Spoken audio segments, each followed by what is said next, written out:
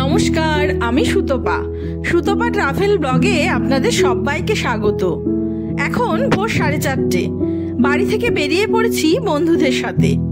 আমাদের পারিবারিক বন্ধুদের এই গ্রুপ প্রায় 1 বছর পর আবার ঘর ছেড়ে বেরোতে পারলাম একসাথে। আগে প্রায়শই আমরা বেরিয়ে পড়তাম পাহাড়, জঙ্গল বা সমুদ্র পাড়ে। বন্ধুদের সাথে ঘুরতে যাওয়া মানেই কিন্তু একসাথে মজা, আনন্দ আর হই হুল্লোড়। বাড়ি থেকে বেরিয়ে এবার সিদ্ধান্ত হচ্ছে কোথায় যাওয়া যাবে, কিন্তু ছেলেদের মতামতের কাছে আমাদের ইচ্ছে আর ধোপে টিকছে না। অগত্যা প্রথমে এসে দাঁড়ালাম কোলাঘাটের শের বেঙ্গল হোটেলের সামনে। এ পথে যাতায়াতে কোলাঘাটের বেশ কয়েক জায়গায় দাঁড়িয়ে ব্রেকফাস্ট করেছি, তবে এখানকার অভিজ্ঞতা বেশি ভালো। চলুন তাহলে যাওয়া যাক ভিতরে। যদিও এই হোটেল কিন্তু বেশি বছরের পুরনো নয়। আমরা নিচে না বসে ওপরেই চললাম। ওপরের সিটিং এরিয়া বেশ খোলামেলা পরিবেশ। ব্রেকফাস্টে যে যার পছন্দ মতো অর্ডার করা হলো। প্রতিটি খাবার দাবার কিন্তু বেশ সুস্বাদু। শেষে চা, কোল্ড ড্রিঙ্কস, আইসক্রিম কিছুই বাদ পড়ল না। বেশ পেট পুড়ে খাওয়া দাওয়া শেষ করে চলুন আবারও যাত্রা শুরু করা যাক। ওদিকে হেলে দুলে চলতে চলতে এখন ঘড়িতে বেলা 10টা। সবেমাত্র কাথি এসে পৌঁছালাম। যদিও 200 কিলোমিটার রাস্তা পার করে চলে এসেছি। এবারে কাথি মোড় থেকে বাকিপুর চুনপুটের রাস্তা খোঁজার পালা। কিন্তু ছেলেদের মনের মতো জায়গা খুঁজতে খুঁজতে সেই বাঙালির অতি প্রিয় দীপুদার প্রথমটিতেই এসে ঠেকতে হলো। মানে শৌলা ব্রিজ পার করে পুরুষোত্তমপুর, মন্দারমণি, তাজপুরের ওপর দিয়ে এখন চলেছি ভীষণ সুন্দর মেরিন ড্রাইভ রোড ধরে দীঘার দিকে। বহুবার দীঘা আসলেও তবুও যখন ওল্ড দীঘার রাস্তাতে উঠলাম বেশ কেমন নস্টালজিক ফিলিং হচ্ছে। সবসময় ভিড়ে ঠাসা দীঘাকে আজ কেমন যেন অচেনা লাগছে ফাঁকা রাস্তাঘাট দেখে। কালী পুজোর পরের দিন বলে বোধহয় টুরিস্টদের ভিড় কম আছে। দীঘার জগন্নাথ মন্দিরের সামনে দিয়ে চলতে চলতে দেখছি নির্মাণ কাজ রথের আগে এসে যা দেখেছি তার চেয়ে অনেক গুণ বেশি কাজ শেষ হয়েছে। পথ চলতি অত ভালো দেখা যাচ্ছে না। চলুন তাহলে কাছ থেকে গিয়ে দেখে আসি। যদিও গাড়িতে বসে থাকা সকলেরই তার জন্য বিরক্ত বোধ হচ্ছে, তবে মাঝে মাঝে কর্তব্যের পাশাপাশি নিজের শখও পূরণ করতে হয়। তাই মন্দিরের ভিডিও করার জন্য সবাইকে খানিক না হয় অপেক্ষাই করালাম। মন্দিরের সামনে সিংহদ্বার সম্পূর্ণরূপে তৈরি হয়ে গেছে। চলতি বছরে অর্থাৎ 2024 সালে রথে এই মন্দিরের উদ্বোধন হওয়ার কথা ছিল, কিন্তু নির্মাণ কাজ শেষ না হওয়ায় তা সম্ভব হয়ে ওঠেনি। তবে 2025 সালের রথে এই মন্দির উদ্বোধন হয়ে যাবে বলে আশা করা যায়। ভিতরে প্রবেশ নিষেধ হলেও বাইরে থেকে এই মন্দির চত্বর দেখতে খুবই সুন্দর লাগছে। মন্দির সকলের জন্য উদ্বোধন হয়ে গেলে সমুদ্র দর্শনের পাশাপাশি জগন্নাথ দেব দর্শনও সম্ভব হবে। 20 একর জমির ওপর 2023 সালে শুভ অক্ষয় তৃতীয়ার দিন ওই মন্দির নির্মাণের কাজ শুরু হয়েছিল। তবে আর নয়, চলুন যাওয়া যাক। ওদিকে আবার হোটেল খুঁজতে হবে। যদিও খোঁজাখুঁজি না করে প্রথমে এসে দাঁড়ালাম নিউ দীঘা নিউ গীতাঞ্জলি হোটেলের সামনে, কারণ গত বছর পরিবারের সকলের সাথে এসে এখানেই থেকে গিয়েছিলাম। তাতে বেশ ভালোই কেটেছিল একটা দিন এখানে। ছেলেরা ভিতরে গিয়েছে রুম দেখতে। ইচ্ছা আছে সবাই একসাথেই থাকবো। সেই রকম রুম ফাঁকা আছে কিনা সেটাই এখন দেখবার। হোটেলের মেন এন্ট্রান্সের সামনে সুন্দর সিটিং অ্যারেঞ্জমেন্ট রয়েছে। পছন্দ হয়েছে কি রানী? পছন্দ হয়েছে মোটামুটি, তাই তো?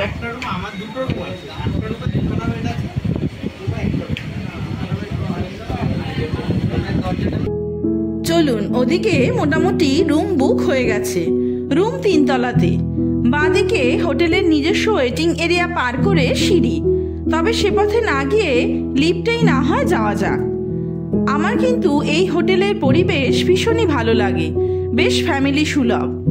18 বছরের নিচের বয়সীদের গ্রুপ বা আনম্যারিড কাপলস, এমনকি পেটসদেরও এখানে অ্যালাউ নয়। আবার শুধুমাত্র মেল গেস্টদের গ্রুপও এখানে অ্যালাউ নয়। তাছাড়াও নানা নিয়মাবলী রুম বুকিংয়ের সাথে সাথে আমাদের হাতে ধরিয়ে দেওয়া হয়েছে। 3rd ফ্লোরের বাঁদিকে 310 আর 311 মিলিয়ে একটি প্লাটিনাম রুম। ভিতর থেকে দুটো রুমে যাতায়াতের জন্য একটা কমন দরজাও রয়েছে।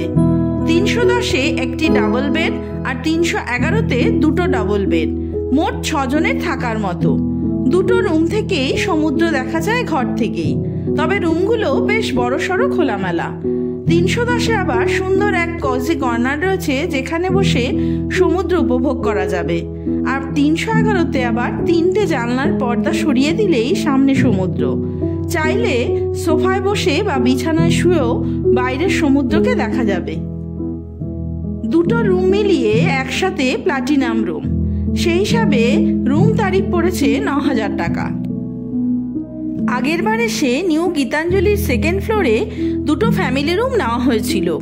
একই রকম রুম, শুধুমাত্র প্রত্যেক সুইট রুমের ডবল বেডের দুটো রুম ছিল পাশাপাশি, মানে এই 310-এর মতোই দুটো রুম একসাথে।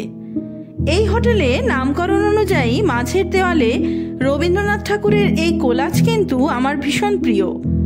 একদম নিচ থেকে ওপর পর্যন্ত এই কোলাজ অদ্ভুতভাবে তৈরি।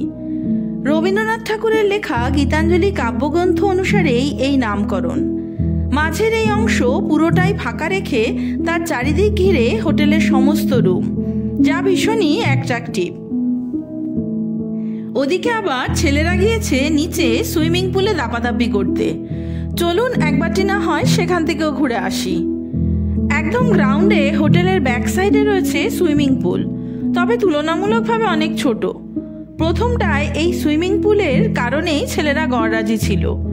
ছোটবেলাতে দীঘা এসে সমুদ্র স্নানের জন্য যেমন লাফালাফি ছিল, এখন আবার বড়বেলাতে দেখছি সুইমিং পুল নিয়ে বেশি মাতামাতি। ঋতুরাজ আর সৌদীপ সমানে ছবি তুলতেই ব্যস্ত।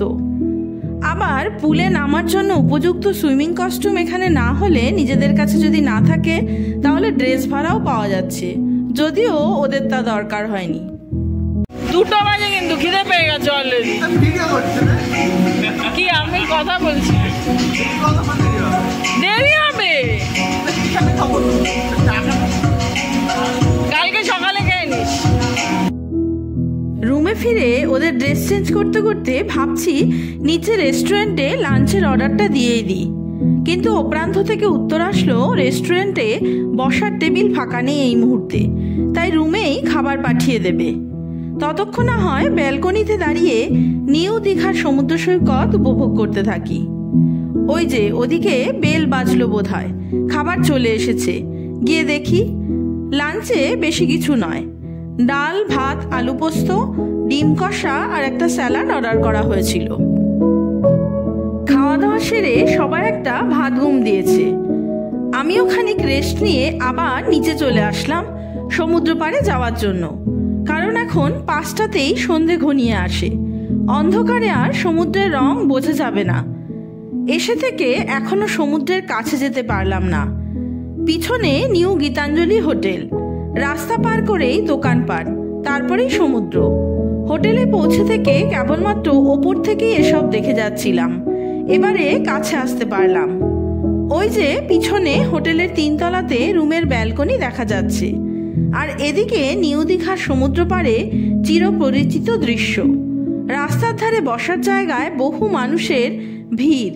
সামনের বোল্ডারের কারণে এ পথে সোজা নেমে সমুদ্রের কাছাকাছি যাওয়া যাচ্ছে না। চলুন তাহলে সামনে একটু এগিয়ে যাই, গেলেই ঢালু রাস্তা রয়েছে সমুদ্র পাড়ে যাওয়ার জন্য। সেখান থেকে সহজেই নামা যাবে সমুদ্রের কাছে। তবে দীঘার সমুদ্র পাড়ে এই জমজমাট পরিবেশ দেখতে কিন্তু ভীষণ ভালো লাগে। যে যার মতো সমুদ্র পাড়ে সময় কাটাচ্ছে। ওদিকে সমুদ্রের উল্টো পথে সূর্য ডুব দিল, আকাশে লাল আলো ছড়িয়ে পড়েছে চারিদিক। এ ভারী সুন্দর এক দৃশ্য। এবারে চলুন হোটেলে আবার ফেরা যাক। ফেরার পথে একটা কালী পুজোর প্যান্ডেলও দেখা হয়ে গেল। নিউ গীতাঞ্জলি হোটেলের রেস্টুরেন্ট এবং মকটেল পোর্শন নিচেই, যা ওপেন টু অল। রাতে হোটেলের সামনের এরিয়াতে বসে থাকলে সমুদ্রকে অন্ধকারময় লাগবে ঠিকই, তবুও সামনের জমজমাট পরিবেশ দেখেও সময় কাটবে ভালো। কালী পুজো উপলক্ষে স্পেশাল আলোতে সেজেছে হোটেলও। নিচে ঢুকতেই বাঁদিকের সিটিং এরিয়ার পিছন পোর্শনে রয়েছে আবার ছোট বাচ্চাদের জন্য নানা রাইডের ব্যবস্থা, যা হোটেলের নিজস্বই। মেন এন্ট্রান্সের বাঁদিকে রিসেপশন কর্নার, সমস্ত ট্যুরিস্টদের জন্য আবার ওয়েলকাম ড্রিঙ্কস, জল, নিউজ পেপারের ব্যবস্থা রয়েছে এখানে। স্টাফদের ব্যবহারও বিশেষ খারাপ কিছু চোখে পড়েনি। সব কিছু নিয়ে আমার ব্যক্তিগতভাবে ভালোই লাগে এখানে স্টে করতে।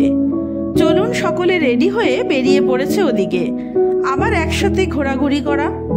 ঋতুরাজ আর সৌদীপের বাবা ছোটবেলাকার বন্ধু, আবার একইভাবে ওরা দুজনেও ছোটবেলাকারই বন্ধু। এখন যদিও দুজন দু প্রান্তে থাকে, আর সব বন্ধু একসাথে হলে যা হয় আর কি। প্রথমে চললো ফুচকা আলু কাবলি দিয়ে শুরু, তারপর খানিক এটা ওটার পর ডিসিশন হলো ওল্ড দীঘা যাবার। তাই পার হেড 20 টাকা টোটো ভাড়াতে চলেছি এখন ওল্ড দীঘার দিকে।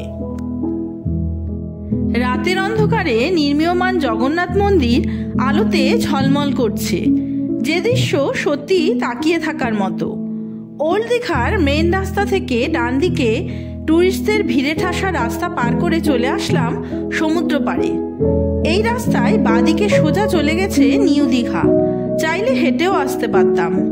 এখানে উৎসবময় পরিবেশ, চারিদিক দেখে মনে হবে মেলা বসেছে। উপরি পাওনা সামনে সমুদ্রের ঢেউয়ের ঝাপটা দেখতে পাওয়া।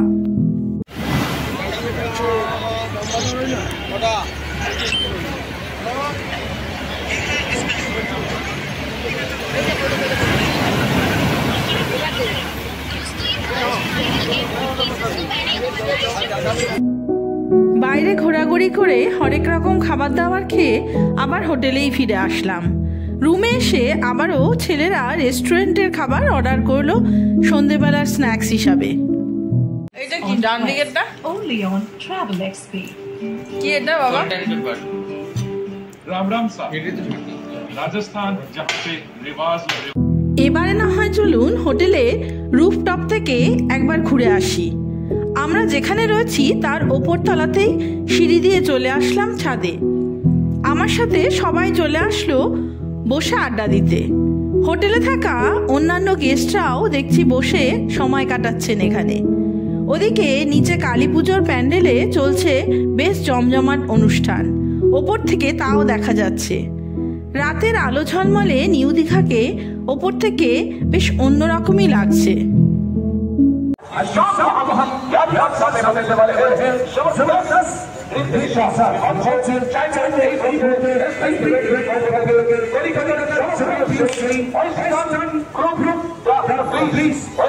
চলুন তাহলে হোটেলের রুফটপে দাঁড়িয়ে সেলফিও তোলা হয়ে গেল। রাত 10:30 বাজে, ডিনারের অর্ডার দিতে হবে। যদিও কারোরই অত খিদের টান নেই, তাই রুমেই খাবার অর্ডার করা হলো। আপনাদেরকে না হয় কাল সকালে নিউ গীতাঞ্জলির নিজস্ব রেস্টুরেন্ট ঘুরে দেখাবো। এখন নিদ্রা যাওয়া যাক।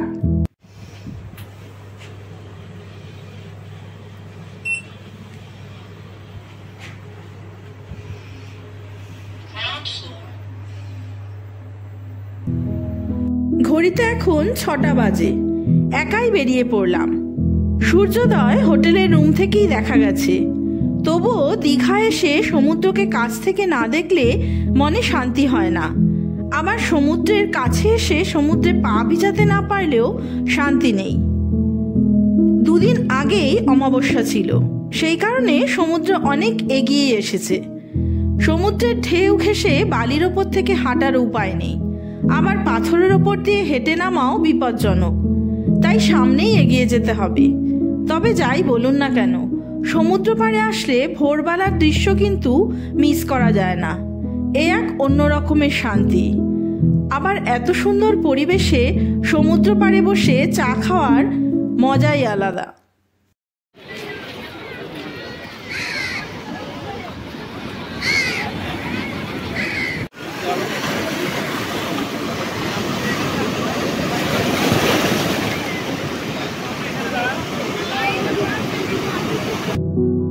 অনেকেই আবার ভোরবেলাতেই সমুদ্র স্নানে নেমে পড়েছে, কিন্তু ঢেউয়ের ছাপটায় পাথরে বোল্ডারে ধাক্কা খেয়ে হাত পাও কেটে যাচ্ছে। তাই আমার মতো অনেকে শুধুমাত্র পাড়ে দাঁড়িয়ে রয়েছে ঢেউ আসার অপেক্ষায়। কেউ কেউ আবার দেখছি সমুদ্রের বেশি ভিতর দিকেও চলে গেছে।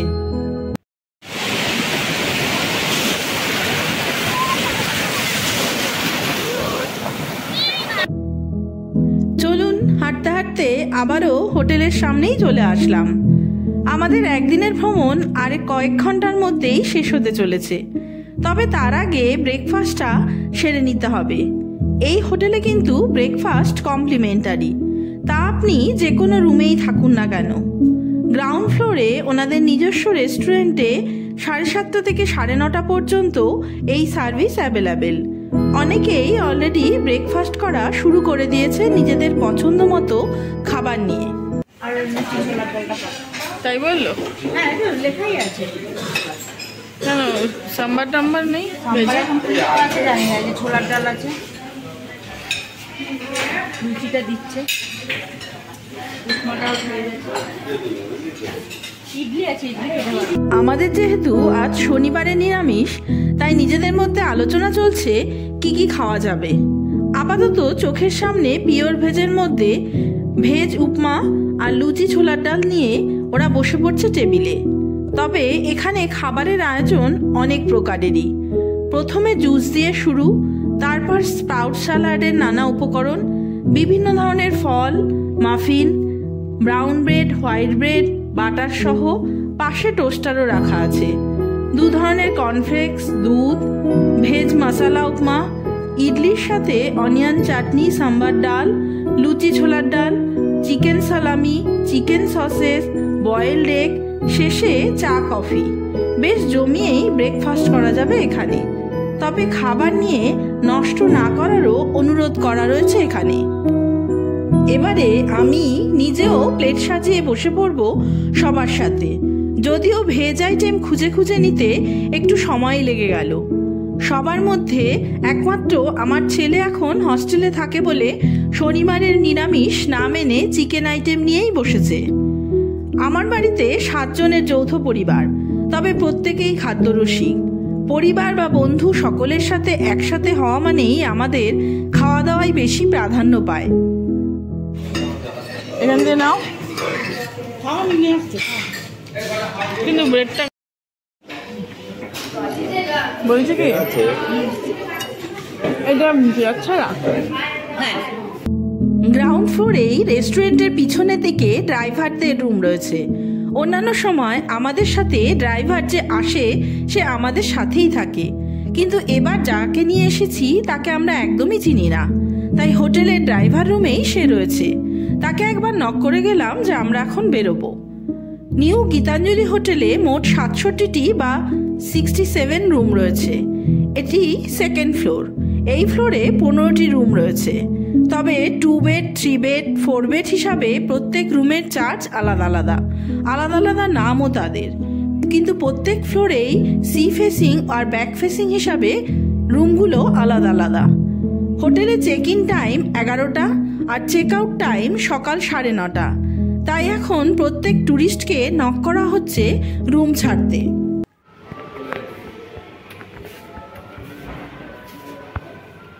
ফোর বেডরুম নাকি সুইট রুম এটা? হ্যাঁ, 3 বেডরুম এটা। এই ফ্লোরে কটা আছে 3 বেডরুম? একটাই এই ফ্লোরে। আর ডবল বেডরুম কটা আছে এই ফ্লোরে? আর এমনি এই ফ্লোরে 17টা রুম, তাই তো? 18টা রুম। তার মধ্যে ওই একটাই কি সুইট রুম?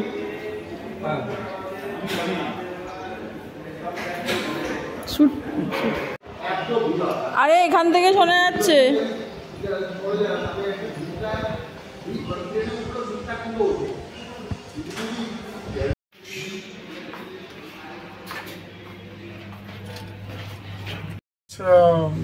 এটা 6 বেড আছে, একটা প্ল্যাটিনাম রুম। ওটা 6 বেডের। ওটা সব সময় আমাদের উইদাউট বুকিং ছাড়া রুম পাবেন না। মানে আমাদের কি কালকে বুকিং ছিল? না, তাহলে কোন ক্রমে ক্যান্সেল হয়ে গেছে, এর জন্য হয়তো আজকেও মনে হয় বুক রয়েছে বলে দিয়েছি। একটাই ওটা অনলাইন বুকিং হয়? ওটা অনলাইনে ওসব রুম ছাড়া নেই। আচ্ছা, আমাদের অনলাইনে সব ব্যাকসাইড রুম ছাড়া আছে। এই মুহূর্তে নিচের ফ্লোরে ব্যস্ততা চরমে। ট্যুরিস্টদের মধ্যে কেউ বা হোটেল ছেড়ে চলে যাচ্ছেন, তো কেউ বা আজই দীঘা আসলেন। রিসেপশন কর্নারের ডান দিক থেকেও এই হোটেলের রেস্টুরেন্টে যাওয়া যায়। এবারে দেখছি এখানে মকটেল পোর্শনটা নতুনভাবে সংযোজন করা হয়েছে। চলুন তাহলে নিউ দীঘার নিউ গীতাঞ্জলি হোটেলে একটা দিন ভালোই কাটলো। এবারে বাড়ি ফেরার পালা। তবে কোথাও ঘুরতে আসা যেমন আনন্দের, তেমনি বাড়ি ফেরার সময় মনটা একটু খারাপই হয়ে যায়। যদিও হাতে এখনো 5 ঘন্টা সময় রয়েছে আমাদের। কোলাঘাটে যাওয়ার সময় ব্রেকফাস্টের জন্য দাঁড়িয়েছিলাম শের বেঙ্গল হোটেলের সামনে। আবার ফেরার পথে দাঁড়ালাম তারই ঠিক উল্টো দিকে ওই একই হোটেলে। এবারে কিন্তু এসে দাঁড়ালাম দুপুরে খাওয়া দাওয়ার জন্য। তার জন্য ভিতরের সেটিং এরিয়াতেই যাব। প্রথমে ভিতরে নন এসি রুম, তারপর এসি রুম। টেবিল ফাঁকা হতেই বসতে অর্ডার করা হলো ভেজ থালি আর একটা নন ভেজ। খানিক অপেক্ষা করাতে লাড্ডু সার্ভ করা হলো আমাদেরকে। তারপর টেবিলে আসলো সুন্দর কাঁসার থালাবাটিতে ভাত, ডাল, শাক, আলু ভাজা, বেগুন ভাজা, শুক্তো, ঢেঁড়স আলুর তরকারি, মটর পনির, চাটনি, পাঁপড়, পায়েস, মিষ্টি, টক দই। আসলে ঋতুরাজের বাবা বেশ কয়েক মাস আগে অফিস ট্যুরে এসে এখানেই 150 টাকা করে এই ভেজ থালি খেয়ে গিয়েছিল। তার পছন্দ হওয়াতেই আজ আমরা সবাই এখানেই আসলাম। তবে খাওয়া দাওয়া বেশ ভালো, যদিও আমরা সবকিছু খেয়ে শেষ করতে পারলাম না। আমাদের হয়ে গেছে না?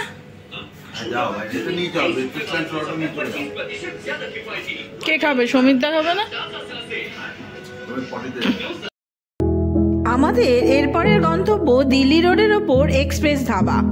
এখানে এসে পৌঁছালাম যখন সন্ধ্যে 5:30 বাজে। যদিও চা বাদে আর কেউই কিছু খেতে চাইছে না। তবে আমরা না হয় দীঘা যাতায়াতের পথে এখানে দাঁড়িয়েছি 2 বার। অনেকেই এখানে আসেন শুধুমাত্র খাওয়া দাওয়া করবেন বলে। শুধু চা নয়, ঢুকতেই ডান দিকে রয়েছে ছোট ছোট স্টল। তাতে চাট, পান, আইসক্রিম থেকে শুরু করে টুকিটাকি বিভিন্ন কিছুই পাওয়া যায়। পানের স্টলের পাশে আবার চম্পারন মিট তৈরি হচ্ছে ভিতরে বসে খাওয়ার জন্য। এখানে মেন কোর্সের নানা আইটেমই অনেকে বসে খাওয়া দাওয়া করছেন। একদিন শুধুমাত্র এক্সপ্রেস ধাবাতে এসে সময় কাটাতে হবে নানা কিছু খাওয়ার জন্য। চারিদিকে খোলামেলা সাজানো গোছানো পরিবেশ। বাদিকে কাঠের সাঁকো সেলফি জোন পার করে পাথরে বিছানো রাস্তার দুধারে সুন্দর ছোট ছোট বসার জায়গা। এখানেও অর্ডার করে খাওয়া দাওয়া করা যাবে। তবে আজ আর নয়, এবারের ট্যুরে বাড়ি ফেরার তারা সবচেয়ে বেশি আমারই। তাই আজ তবে এই পর্যন্তই থাক। আপনাদের সাথে দেখা হবে নতুন আর একটা ব্লগ নিয়ে, নতুন আর এক জায়গায়। ততদিন সবাই সুস্থ থাকবেন, ভালো থাকবেন। নমস্কার।